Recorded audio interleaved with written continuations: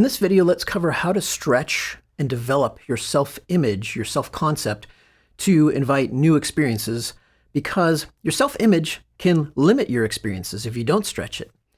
Can you still have experiences that conflict with your self-image? Yes, life could even do this to you, but you could do it to yourself as well. For instance, you could see yourself as a very cautious person, but still do something wild or spontaneous now and then. You could be very shy and introverted, yet still get up and do something very social or extroverted in nature. The loyalty you have to your self-image is optional. Your identity, your concept of yourself, you could think of it as software. It's something that you've learned. It's something that's been encoded into you in patterns in your mind, and you can change it. Basically, your self-image amounts to predictive circuitry or predictive patterns in your brain that have been assembled over time, really from the past, from past learning, past behaviors, past experiences and actions, inner thoughts that you've had about yourself in the past, conclusions or decisions you've made, other people's communication to you that you have lodged in your mind somewhere, social conditioning of sorts, memories. Again, it's all from the past.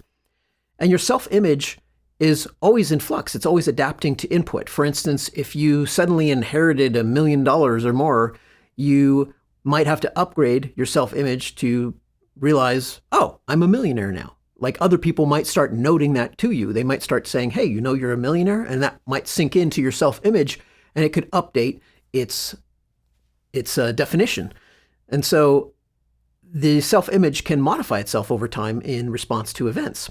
On the other side, suppose, you get diagnosed with cancer. Heaven forbid that happens to you, but then it might change your self-concept. Like you might have thought, this could never happen to me, and now it's something that could never happen to you or was outside your realm of possibility now is happening to you, and that can change your sense of self, your self-concept, what your journey ahead is starting to look like. I've had that happen to a number of friends, seen how it's changed them over time.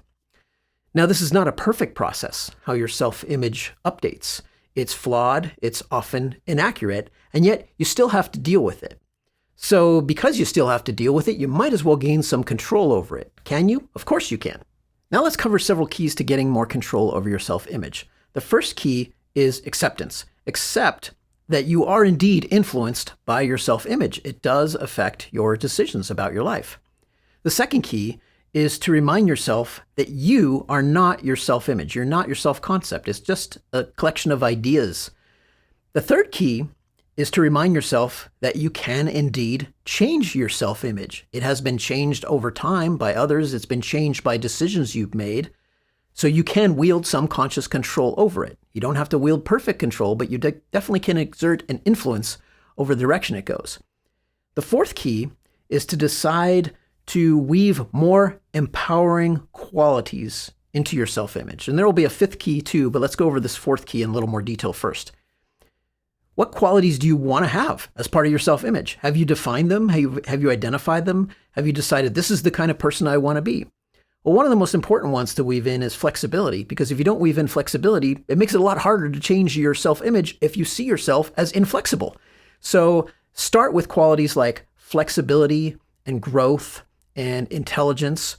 I also like harmony, so that the different parts of my self-image, instead of being internally conflicted and fighting within myself, I focus on being a harmonious person. So I choose to be internally harmonious and internally cooperative, where my thoughts, my feelings, my behaviors, my desires, my goals, my habits, they're all very supportive and they're all heading in the same direction. They all mesh and cooperate really, really well with each other. That's a decision. Okay, you can choose to be internally harmonious. How about happiness? That seems like no-brainer. Why would I want to be unhappy? So let's create a self-image as a happy person. How about fun and playfulness? I like weaving that in. Positivity, optimism, another no-brainer. Would you rather be a pessimist or very negative? Doesn't really help so much. Not good for your health. Healthiness, being healthy, there's another one to weave in.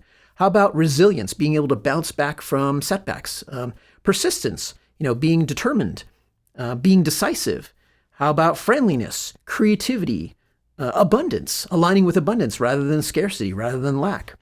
Youthfulness, courage is another good one. I even like to think of being fearless. Like, why have a bunch of fear embedded into my self-image? Do I need that? Nah, I'd rather be fearless.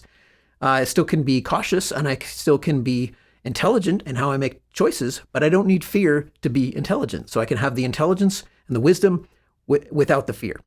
How about being chill and peaceful when I want to be, and also having the option to be enthusiastic, having emotional variety and emotional range. That I love having into my self-image. Why box myself into one narrow set of emotions and narrow part of the feeling space? Why not give myself lots of flexibility across the range that I consider positive and helpful and constructive and useful? Even allowing myself space to go into sadness or sorrow, when it feels like it's teaching me something, when I'm learning something from it, or even some anxiety or stress as messengers, as teachers to me, so that messages about, hey, you're getting off your path, you're going away from the person you want to be, can still come through.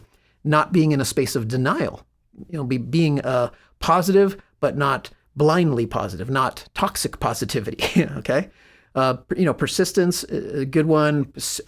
Spiritual. Do you like spirituality? Do you want to have that in your self-image? That one's kind of mixed for me. I actually prefer the word spirity or spirited, having that kind of connection to spirit, but that's energizing, rather than spirituality feels too passive to me. It's like maybe it's something I associate with religion from growing up, even trying to get past that, but still feeling like, it's a little too woo-woo, too passive, too much giving away your power. And so I'd rather focus on more spirited or spirity, which aligns with other things I like creativity and self-expression and adventure and fun and so on. How about being respected? Having self-respect, respecting yourself and anticipating respect from others. And, having a standard of mutual respect or disconnect. So why have people in your life who disrespect you? I'm not really interested in that. If people want to come and disrespect me, I'll just kick them out of my life.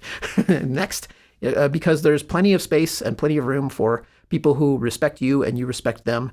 And having mutual respect is a good part of, life to weave into your character. You can choose that, right? You can choose to set your standard there. How about feeling energetic? And how about having space to be exploratory and experimental, being curious? I love having curiosity in my human matrix. So that's just kind of like a run through of possibilities. These are some of the ones I like. What are the ones you like? What are the qualities you want as part of your self-image? You get to construct the self-image that you desire. Then, of course, it becomes a self-development invitation, perhaps a challenge, to get there, to really embody those qualities, okay? Let's focus in this video, though, on getting to that definition place. Where is it you want to go? Now, because the more clarity you have about where you want to go, the easier it is to get there. Otherwise, if you don't have good clarity for yourself about the self-image you want, about the self-concept you want to create for your human character, you get to carve and sculpt this character how you want it to be. If you don't do that carving and sculpting for yourself, someone or something else will do it for you. It will build it for you. So many people I know have self-concepts that are constructed from the social circle around them, from what their coworkers tell them, their family tells them, and they suffer for it because they haven't chosen who they want to be. You always get to define your self-concept by choice if you want to. You always have that option available. And one of the things that traps people is not thinking that they have that option available. So start with flexibility, because that's one thing to start affirming into your self-image and your self-concept is choose to be flexible, choose to be growth-oriented. Because if you choose that first, if you choose to be flexible and growth-oriented, you can grow your way out of any situation. You don't have to remain loyal to your old self-concept because you're telling yourself, I have the ability to grow and I can outgrow this too. I can outgrow all the baggage, okay? Decide, that you want to have a self-concept that's empowering to you, because your self-concept also defines your comfort zone.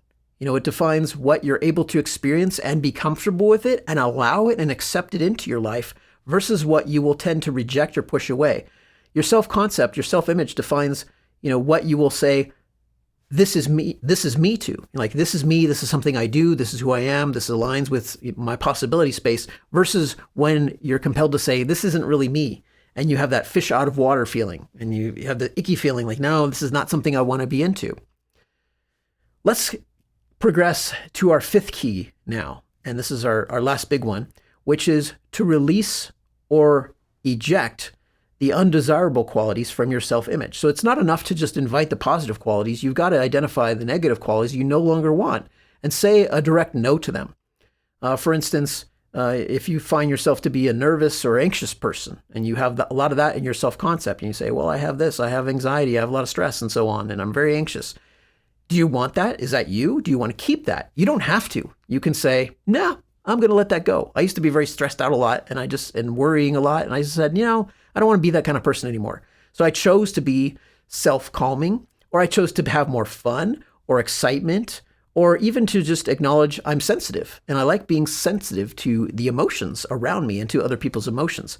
That's an interesting one, being sensitive, because being a sensitive person can be awful when you're in a misaligned environment. But being sensitive and having a number of other positive qualities too can direct you into the space of joy. And then you get to really sense and soak up all the joy and the appreciation and the love. And so I love being sensitive, but being sensitive is a tricky one because it really makes you get your environment around you in alignment with your other positive qualities. Because if you're out of alignment with it, you really feel it. It really sinks in. When I'm in misaligned environments, I really feel it. And then it makes me want to tune out my sensitivity, like at least temporarily. Sensitive is a tricky one. Don't just invite sensitivity by itself, because then that could just, leave you an emotional wreck. But invite it in with all these other positive qualities like resilience, the ability to bounce back, having flexibility and growth and intelligence and harmony and so on. So sensitivity and harmony, those are great companions to each other because the harmony rewards sensitivity, whereas disharmony punishes sensitivity. What if your self-concept includes being tired or lethargic or lazy or unmotivated quite often? Then switch your self-concept. Decide to be energetic or decide to be athletic. Years ago, I decided I wanted to be more athletic, so I got really good at running. I ended up running the LA Marathon in the year 2000, and I still love running to this day and love doing some kind of exercise. In fact, it's nice the weather's warming up again, so I can kind of get back into running because I don't like it when it's just barely above freezing. So weaving something different into your self-concept is something you can choose to do. I've done so many times in my life. I've done that processing of where I didn't want to be anymore and just said I needed to change how I think about myself. And I realized I'm pliable, I'm flexible. The person I am today is in my 50s is very different than how I was in my 20s, my 30s, my 40s, because I keep changing and upgrading my self-concept. And it's like self-programming. It's like I see myself as a piece of software I can keep shaping and molding. And it's an emotional journey too. And I find that the better I get at this, the more joy I experience.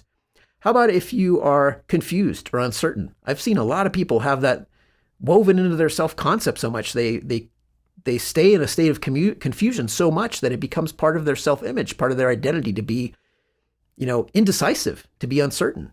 And so do the opposite. Choose to be a decisive person. I love being decisive. I like being cautious and intelligent also and deliberate and thoughtful in making decisions. I don't want to be reckless, but I like being decisive. Like when I make a decision, I can really think it through, make a clear, committed decision and commit myself and stick to it. It's one of the reasons I've been working in this field for more than 20 years, because when I decided, I really decided. I'm all in. And I'm still going, still all in with it. That's really powerful to be able to be a decisive person, but not a stupidly decisive or recklessly decisive person, but a thoughtfully decisive person. To be decisive requires the package of other qualities, really getting to know yourself, because then you can make good decisions about this is who I want to be. This takes me in the direction of more of who I want to be. I know I'm a very growth-oriented person, so deciding to do a business that was about personal growth and self-development was, in a way, a no-brainer. It seemed like a perfect place for me to land in terms of continuing to explore and building a career path. And it's been a beautiful, unfolding journey because it's based on me knowing myself and knowing who I want to be. Those are great career decisions to make when you're making them based on who you really want to be. So get crystal clear if you want. Choose to be decisive. Choosing to be decisive is, very, very empowering. What if you're stuck a lot? You can choose to be unstuck. One of the ways I choose to be unstuck is I weave into my persona, into the character I want to be, qualities like fluidity and flexibility, dynamism, being adaptive, being open and, open to new experiences, and being ready to go, being action-oriented, taking the initiative, being an instigator. What if you're slow? What if that's part of your self-concept, that your life just changes and improves and progresses very slowly, if at all, or you're stagnant, in a way. It kind of aligns with stuckness, but maybe you're making some progress, but it just feels too slow, and you get frustrated a lot. Well, you could choose to be speedy. I made a recent decision to speed up the flow of my life. I shared that in a previous video, about creating a faster tempo in life, creating an exhilarating tempo. And now I'm in a really exhilarating flow because I choose to be. And so I make that part of my self-concept. I say, I could go faster. Do I want to be thoughtful and deliberate? Yes, I could still be thoughtful and deliberate and go faster. So I weave all that into my self-concept. You can change up your self-concept over time to suit your needs. When it feels like things are going a little too slowly and you want to speed up, just say, I'm faster than this. Remind yourself that. I'm faster than this. I can go faster. I can be a faster person. I can make decisions faster. I can get completions faster. I can create faster. You can do all that if your self-concept allows it. But if you maintain a self-concept that says, everything has to be so slow, forget about it. You're not going to make much progress. Your self-concept, it's good to keep upgrading that ahead of where your actions want to go, ahead of where your results want to go. If your self-concept conflicts with your ability to take action and get results, if your self-concept won't allow you to go there, it's going to be a real struggle to try to move yourself forward behaviorally.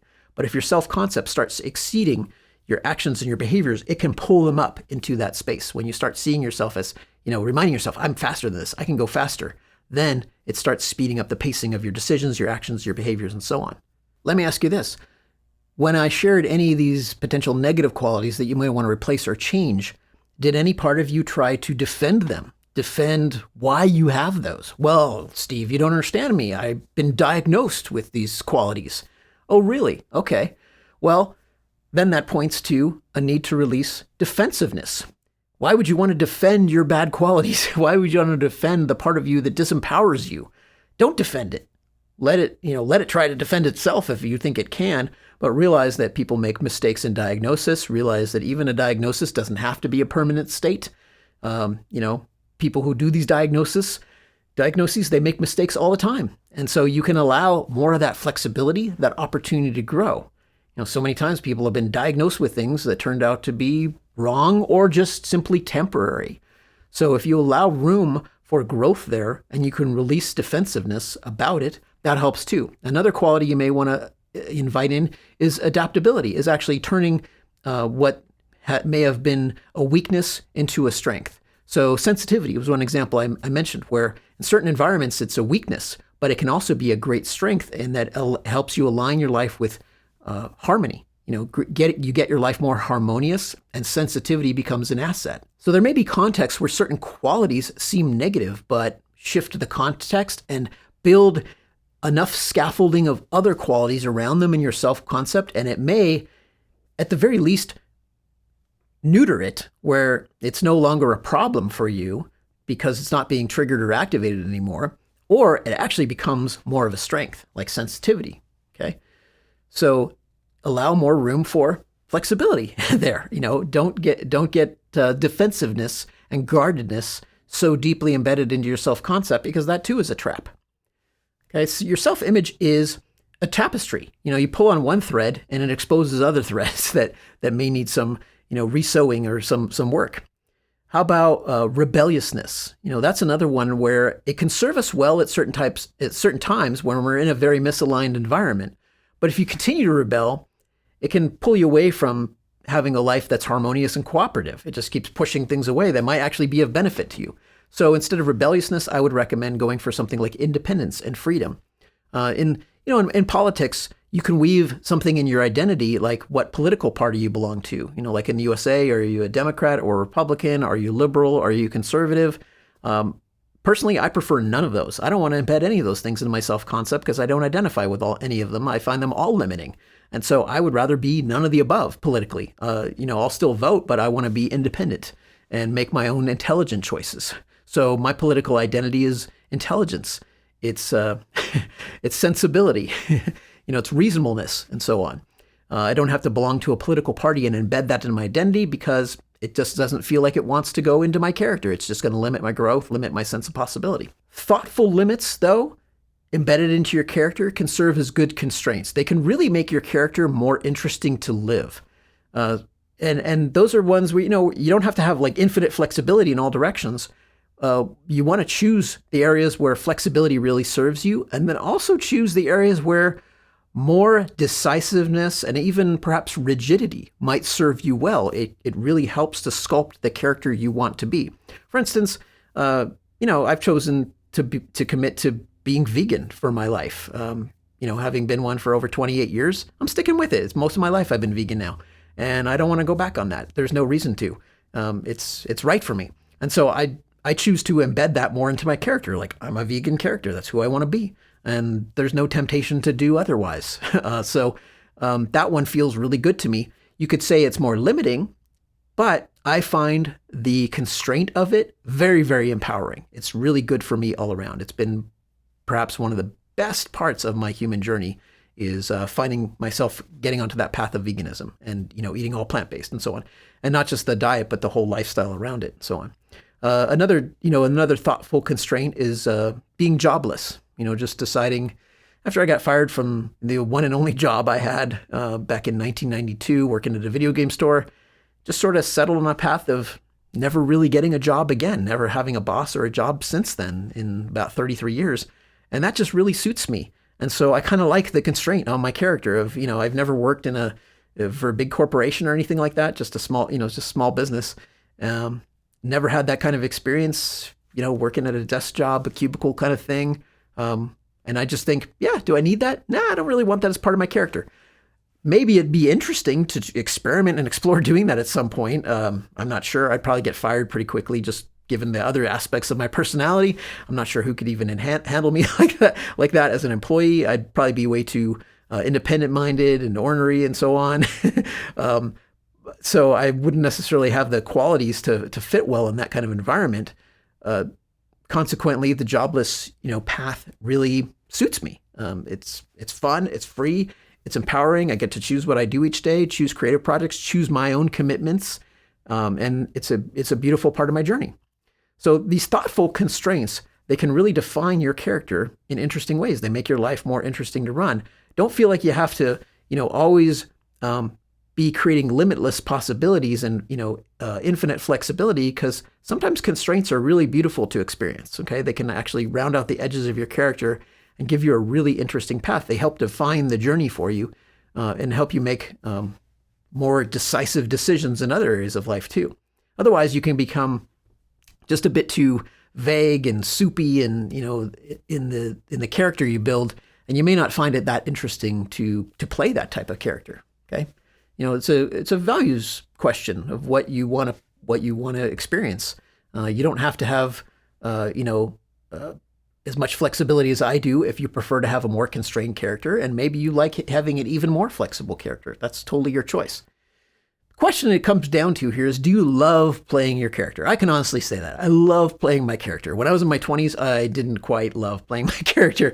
I had a tough character to run, especially when I was my teenager. I had a tough character to run. Some aspects of him I like, and others were really a struggle to deal with.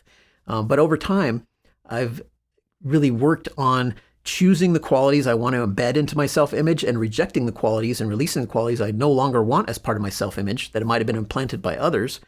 And that's helped me really consciously sculpt the kind of character I want to create and I want to live and experience. Especially someone who likes to explore a lot, experiment a lot, reaches out socially. Definitely become way more extroverted than I was when I was younger. I was very shy and introverted, and chose to become more extroverted. And all these are decisions you can make. You don't have to be limited by labels.